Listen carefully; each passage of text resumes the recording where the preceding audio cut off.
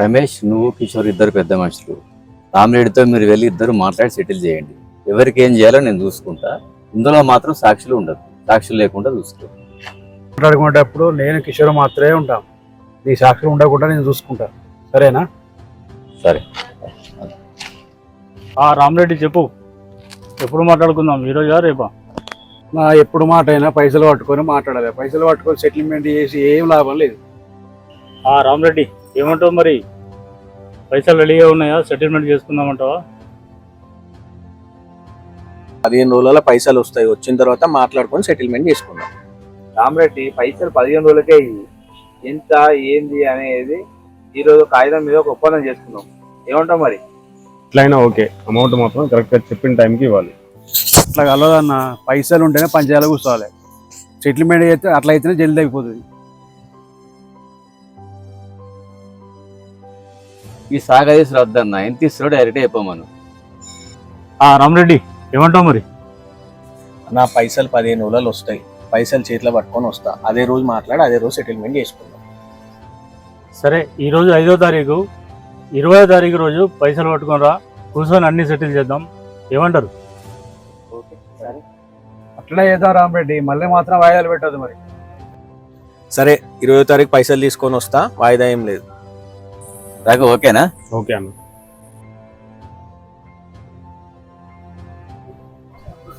రమేష్ అన్న,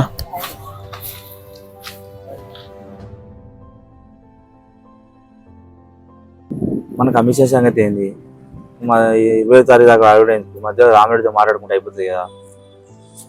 నువ్వేం టెన్షన్ పడకు, కమిషన్ గురించి నేను మాట్లాడదాం. మాత్రం ఏం లేదా మన సంగతి ఏంది మరి? సాయంత్రం ఫోన్ చేస్తారు కిషోర్. మన ఆఫీస్లో కలుద్దాం.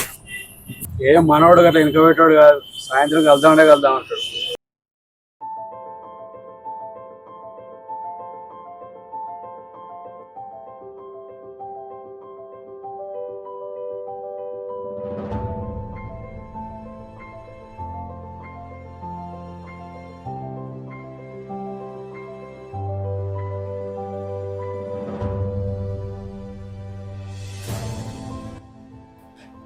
ఈ సంగతే మీరు అగేటు వేయండు.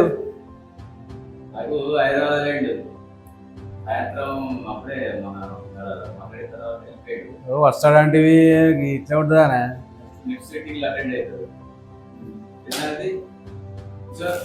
చెప్పారా వాసన? పిలిచినావు మీరేం లేదా అంటారు.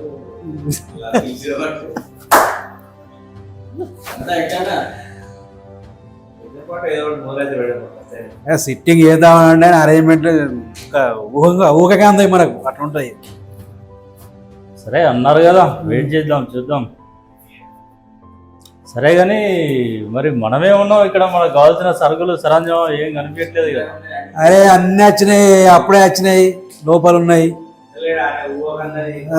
ఆయన సిట్టింగ్ అంటే ఆయన చిన్నగా ఉండదు. ఆయనది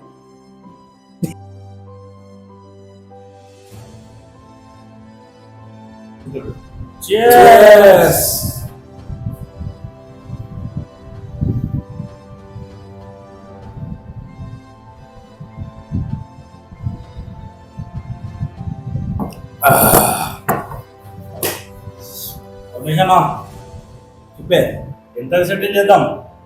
రామరెడ్డి ఎంత ఎవరు 5 లక్షలు ఇస్తాడంట. అవసరమా అంది? ఇవ్వకుండా ఏం చేస్తాడు? 4-5 లక్షలు కాబట్టి 10 లక్షలైనా ఉంది సెడి చేసుకోవాల్సిందే. లేకపోతే ఆయనకే ఇబ్బంది అవుతుంది. శిక్ష కూడా పడుతుంది.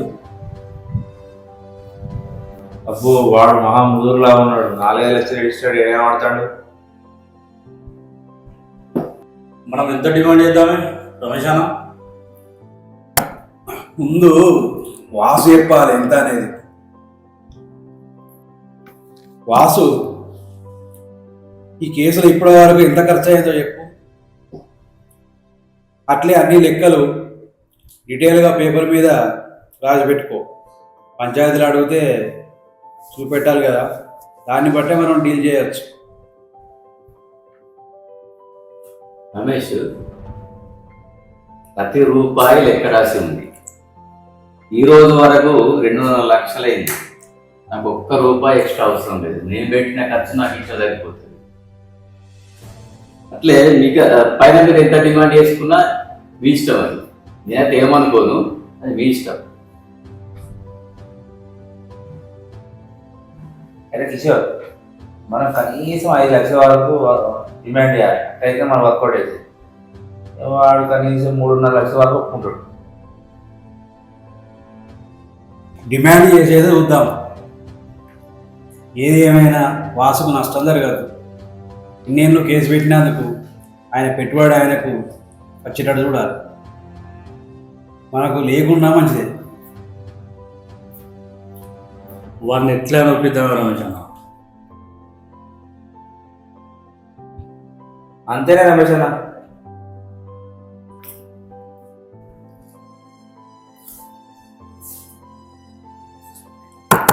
సరే ఇంకా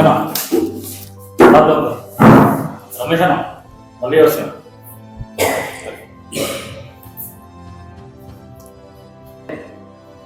వాసు, ఈ వెంకటరెడ్డిని నమ్మచ్చంటావా? మీకు ఎట్లా పరిచయం అయిన నేను? Venkatareddy Raghu close friend. నాకు 25 ఏళ్ళ నుంచి తెలుసు. అందరం కలిసి తిరుగుతాం. అయినా ఇప్పుడు నీకు ఆ డౌట్ ఎందుకు వచ్చింది వెంకటరెడ్డి మీద? కిషోరు నాకు ముందు నుంచే తెలుసు. లాభం ఎంత వస్తుందని చూస్తాడు.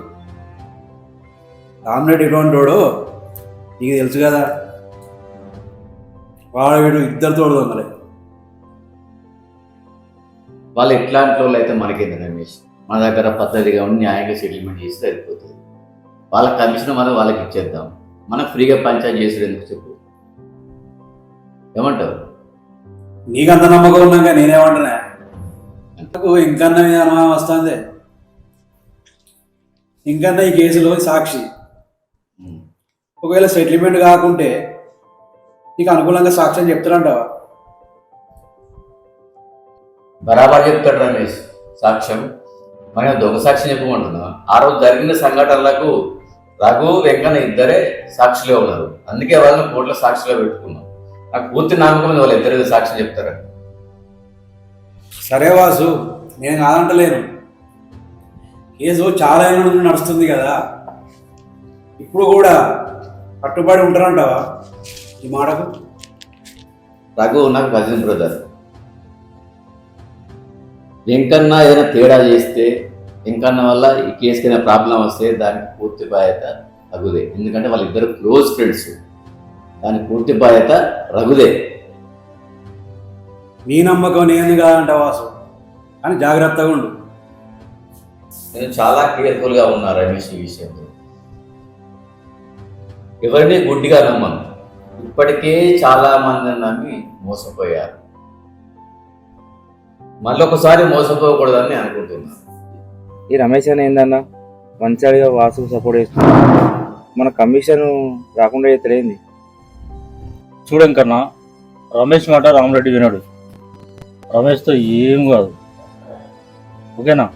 రామిరెడ్డితో కరెక్ట్ డీల్ నేను మాట్లాడదా. ఓకే అన్నా, మనం కమిషన్ ఎంత డిమాండ్ చేద్దామన్నా? కమిషన్ గురించి నువ్వేం టెన్షన్ పడకు. ఇదేం చిల్లర మల్లర కేసు కాదు. కమిషన్ కూడా గట్టిగానే వసూలు చేద్దాం. సరేనా? సరే. సెటిల్మెంట్కు నిన్ను రమేష్ను ఇద్దరు వెళ్ళమని చెప్తున్నాడు వాసు. సాక్షులు ఎందుకు వెళ్ళొద్దు అంటున్నాడు? ఎందుకు? వాసు చెప్పింది కరెక్టే, కానీ వాసుకు చెప్పకుండా మనం వెళ్ళి డీల్ మాట్లాడదాం. రమేష్కు కూడా తెలియదు. డీల్ ఓకే అయితే అప్పుడు వాళ్ళకు చెప్దాం. ఓకేనా? ఓకే అన్న, రేపే రామరెడ్డి లైన్లో తీసుకున్నాం మనం. సరే ఇంకానా లోపలికి పోదాం పదా. లేట్ అయితే మన మీద వాళ్ళు డౌట్ పడతారు. ఏమైంది అదే లేదు, ఫోన్ వస్తే మాట్లాడినా ఇంకా అత్తలేదు మీరు కావాలి. సరే కూర్చొని కానీ లేట్ అవుతుంది. ఓకే ఓకే అన్నా. ఓకే, అయిపోద్ది. ఇగో అన్న, ఇగో రమేష్ అన్న, మేమిద్దరం ఒకటే మాట అనుకున్నాం. 5 లక్షలు అయితేనే కాంప్రమైజ్ అని రామరెడ్డికి చెప్దాం అనుకున్నాం. మీరేమంటారు? వాడు అయినంత వాడి ఇబ్బంది, వాడి చెప్తూ వినాలి కదా. వాడు చెప్పినది ఉన్న తర్వాత మనం అమౌంట్ డిమాండ్ చేస్తాం. మీ ఇష్టం అన్న, ఎంతైనా డిమాండ్ చేసుకోండి.